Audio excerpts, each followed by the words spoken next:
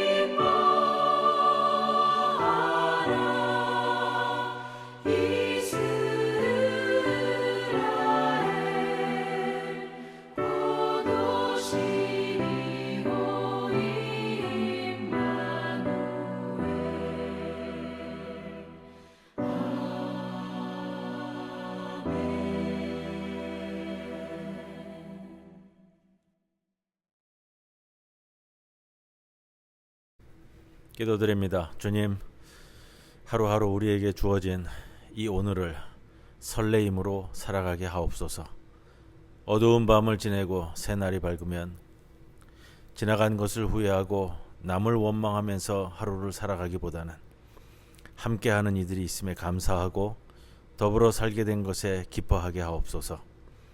가고 오는 세월 속에 외로운 욕망의 축으로 시간을 낭비하지 않게 하시고 함께하는 마음지기들과 어울려 살면서 서로의 모자람을 채워가게 하시고 삶을 정직하게 바라볼 수 있는 시야도 갖게 하옵소서. 날마다 깊어지는 기쁨과 소망의 골짜기에서 맑고 상큼한 마음으로 소중한 하루하루를 정성을 다해 엮어가는 삶을 만들어가도록 이끄시옵소서. 예수님의 이름으로 기도드리옵나이다. 아멘. 108장 찬송 드리겠습니다.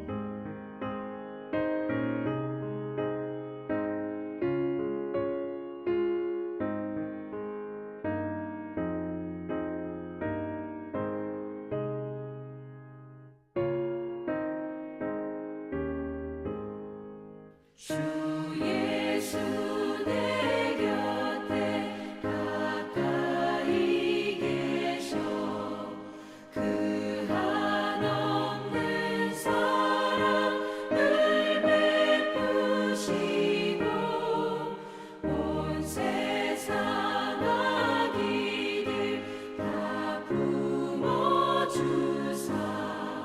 주품 안에 살게 하소서.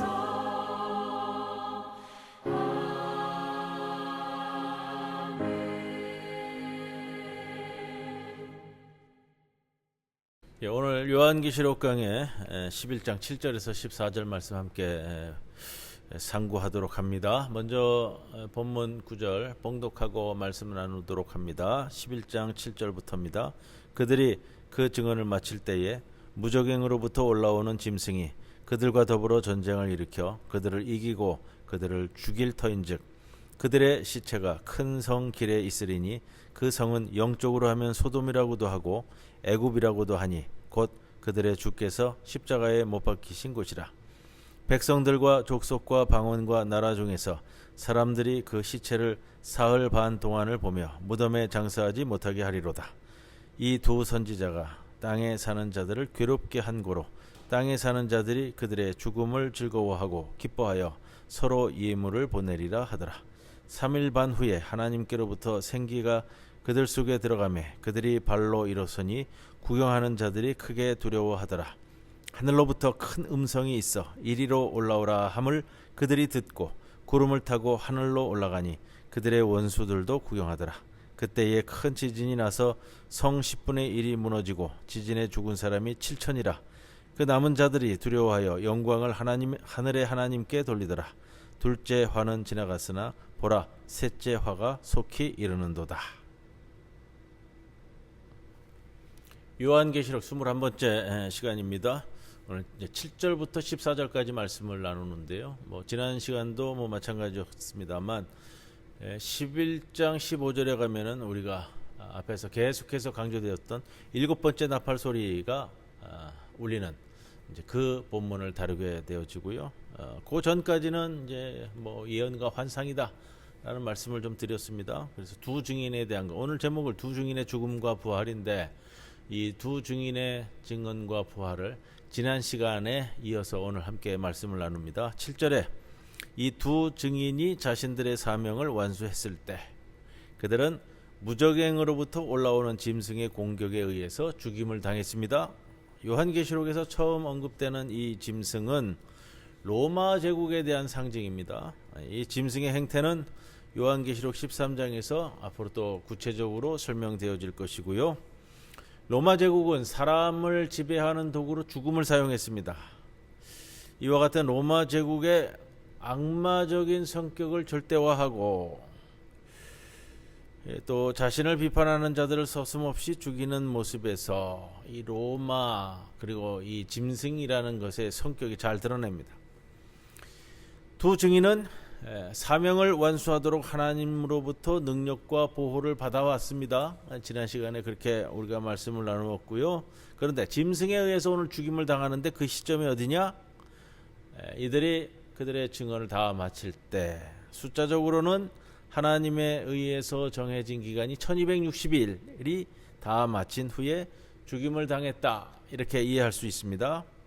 자, 두 증인이 1260일 동안 증언하고 죽임을 당했지만 눈을 감지 못하고 입을 다물지 못합니다. 이들의 증언하던 목소리는 짐승이라는 상징을 잘 기억하셔야 돼요. 짐승의 폭력에 의해서, 로마의 폭력에 의해서 이런 말이잖아요. 이들의 목숨이 끊어짐으로써 비로소 그들의 증언과 목소리가 중단되었기 때문입니다.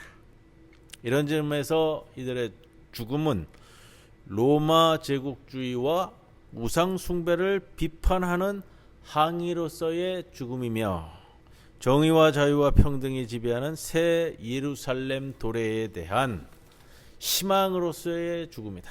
죽음이 그냥 죽음으로 끝나는 것이 아니고요. 또 새로운 희망을 품고 있는 것이 죽음입니다.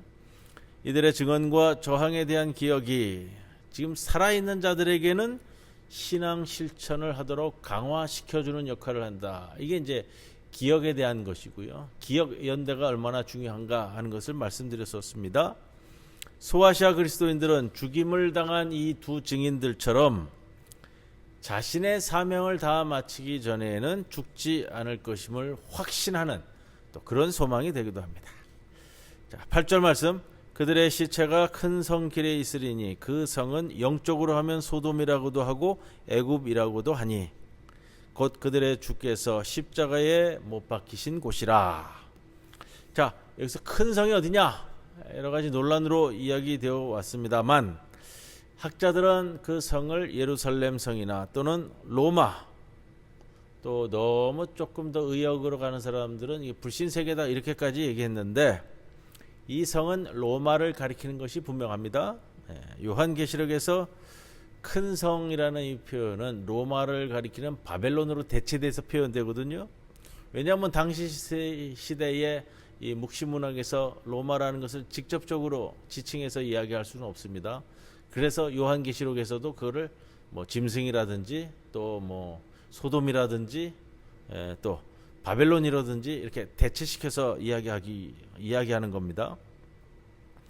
요한은 기나긴 이런 로마 제국의 폭력의 역사를 지금 이 요한계시록을 읽는 또 요한계시록을 받게 되는 이 독자들에게 환기시키기 위해서 두 증인이 죽임을 당한 장소인 큰 성을 영적으로 상징적으로 소돔이다, 또 애굽의 성이다, 또 예루살렘 그렇다 이렇게 동일시했습니다. 두 증인이 죽임을 당한 장소인 로마는 죄악과 우상 숭배의 도시인 소돔 그리고 압제의 땅이었던 애굽과 같다. 그리고 그것이 점층법의 절정으로 그들의 주님인 예수 그리스도가 십자가에 못 박히신 곳, 곧 예루살렘이다. 이것과 같다. 이런 표현이고요.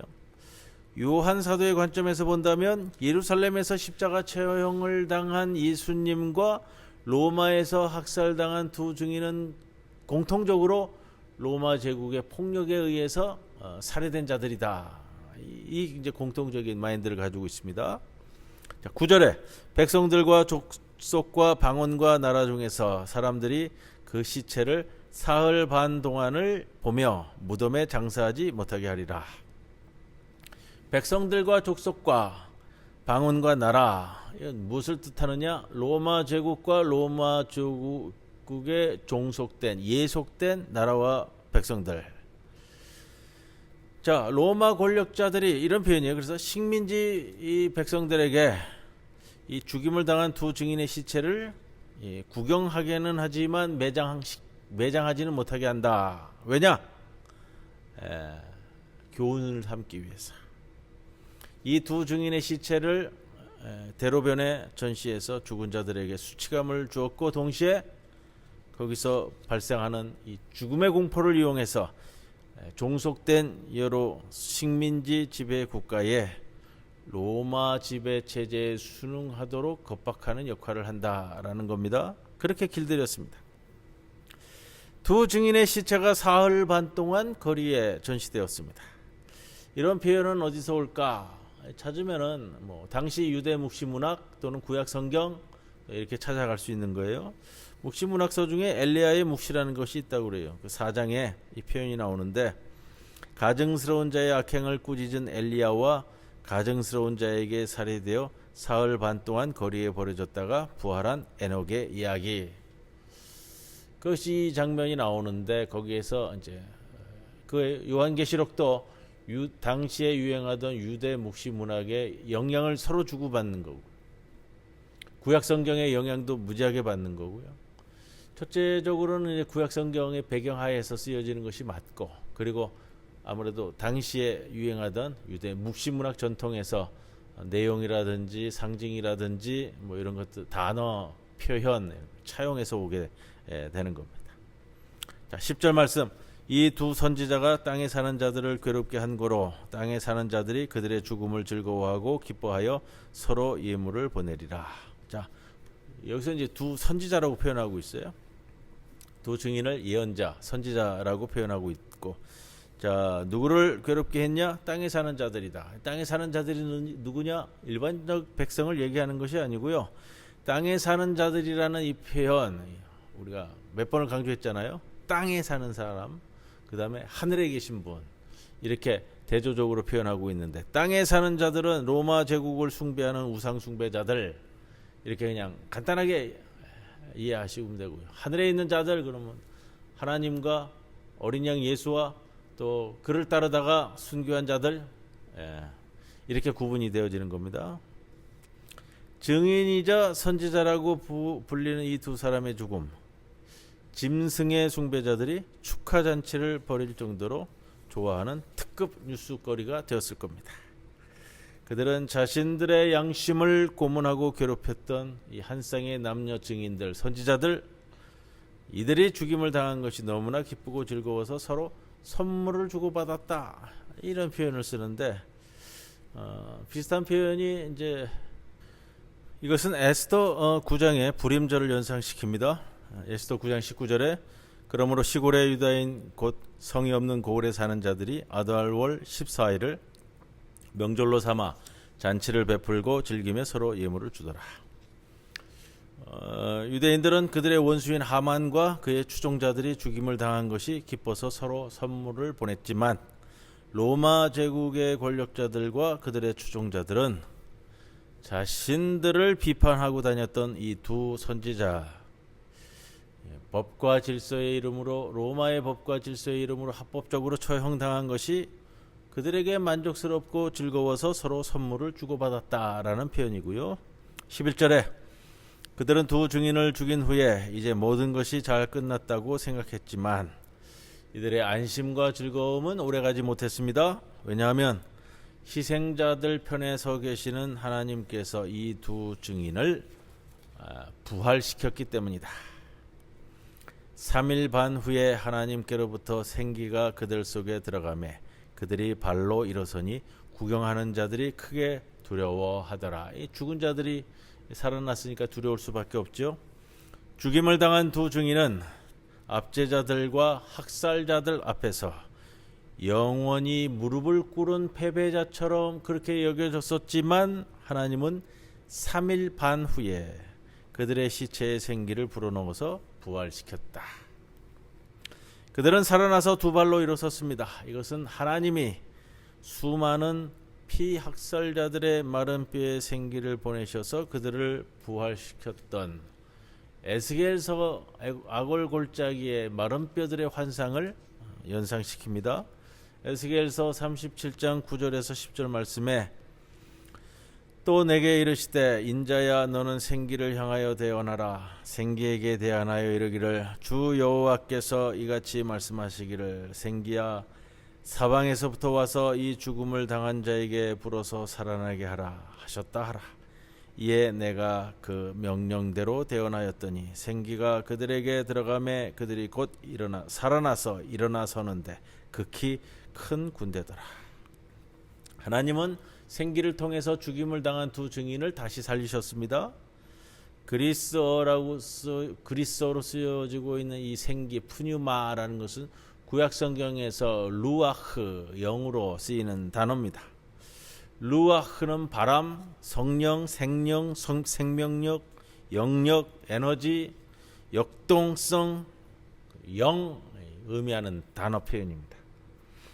하나님은 인간 창조를 위해서 루아흐를 사용하셨을 뿐만 아니라 루아흐를 인간의 코에 불어넣어 주셨다. 이게 인간 창조의 모습에 나오는 표현이잖아요. 새로운 창조를 위해서도 루아흐를 사용하신다. 하나님은 거리에 버려진 두 증인의 싸늘한 시신에 생기, 푸뉴마, 루아흐를 불어넣어 줌으로써 부활시켰습니다. 두 증인이 부활하는데 그것이 미치는 효과가 무엇이냐? 그들의 증언이 지금까지 한 그들의 증언이 무효가 되는 것이 아니고 그들을 죽인 학살자들의 행위가 불법임을 증명하시는 하나님의 항의이고 또한 하나님의 정의를 증명하는 겁니다. 12절 하늘로부터 큰 음성이 있어 이리로 올라오라 함을 그들이 듣고 구름을 타고 하늘로 올라가니 그들의 원수들도 구경하더라. 이 원수들이 밑에서 볼 때 황당하잖아요. 순교한 두 증인들이 부활해서 구름 타고 하늘로 올라간다는 건 역사적인 초월 사건을 상징하는 건데 모든 사람이 두려움에 사로잡힌 채 하늘로 올라가는 것들을 그들이 지켜보았다. 하늘로 올라간다는 것이 이게 휴거를 얘기하는 것이 아니고요. 순교에 대한 하나님의 승인을 나타내는 표현입니다. 상징적인 것으로 잘 받아들여야 돼요, 우리가. 13절 그때 큰 지진이 나서 성 10분의 1이 무너지고 지진에 죽은 사람이 7천이라. 큰 지진으로 로마 제국의 중심부가 무너지고 7천 명이 매몰되어 죽었습니다.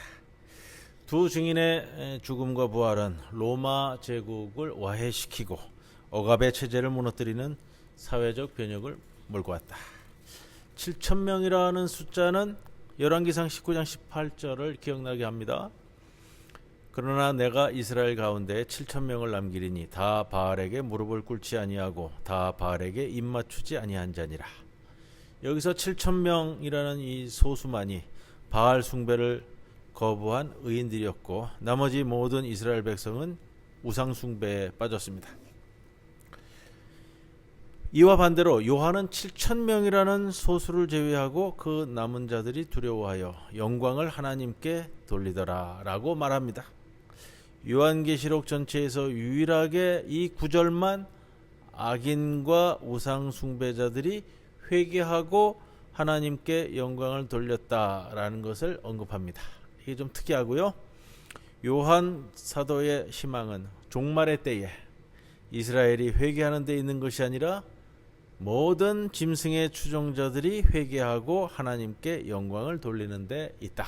이렇게 보입니다. 14절 둘째 화는 지나갔으나 보라 셋째 화가 속히 이르는도다. 요한계시록 9장 19절에서 첫째 화가 언급되었고요. 둘째 화는 이제 끝났고 셋째 화는 이제 일곱째 나팔을 불 때 세계의 권력 관계에 전도가 발생하는 겁니다. 오늘 여기까지 말씀 나눕니다. 107장 찬송드립니다.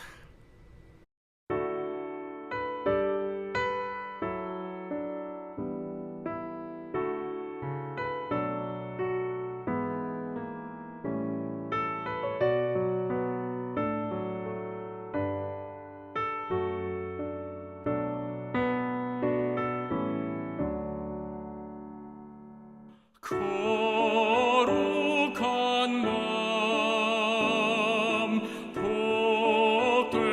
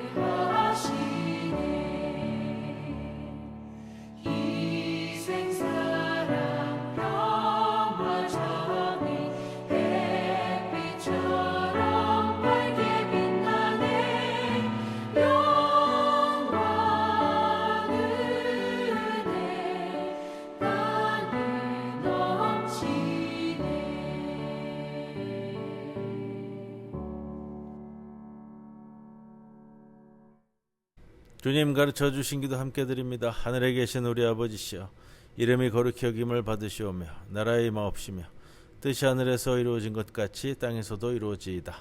오늘 우리에게 일용할 양식을 주옵시고 우리가 우리에게 죄 지은 자를 사하여 준 것 같이 우리 죄를 사하여 주옵시고 우리를 시험에 들지 말게 하옵시며 다만 악에서 구하옵소서. 대개 나라와 권세와 영광이 아버지께 영원히 있사옵나이다. 아멘.